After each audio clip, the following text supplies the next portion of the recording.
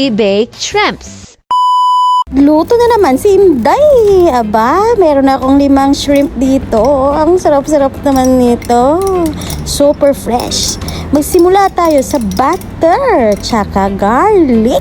Minced dapat para mas marasa. Ayun, ipaghalo na natin sila kasama na yung parmesan at saka mozzarella. Umaapaw ang ating cheese. Yep.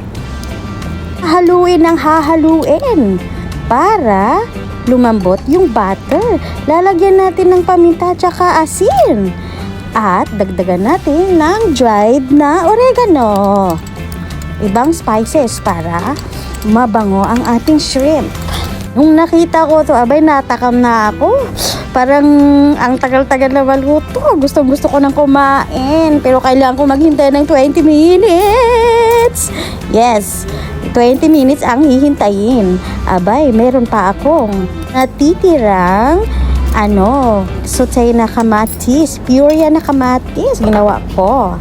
Ayan, ipaghalo ulit natin para ma-red-red siya, no. As in, halan mo yung yung nagluluto ka tapos yung isip mo parang sarap ng kumain, ang tagal naman nito.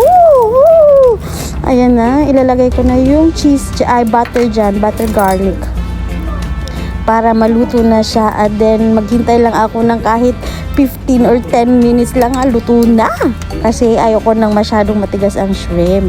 Yun, super easy lang gawin to, guys. Kaya, gawin nyo na rin. Super easy lang, as in. Basta meron kayong butter sa kusina, why not? Bumili na lang kayo ng shrimps. Anyway, salamat sa mga nanonood. Sana mag-PM kayo kung saan narating yung aking video. Ay, natakam na talaga ako. Promise niyan. Ay, sana all. Kahit nga ako nagsasalita parang gusto ko na ulit kumain ulit. Ano ba yan?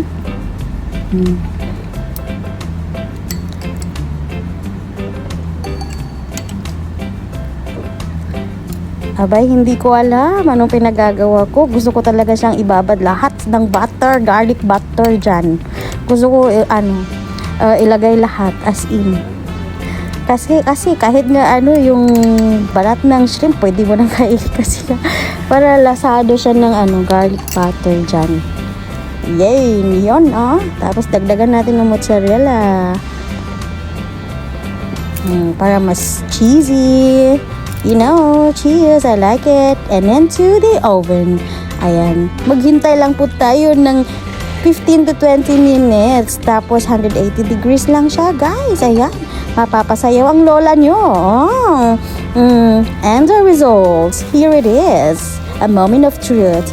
Ang ating cheesy baked shrimp. Yan. O, diba?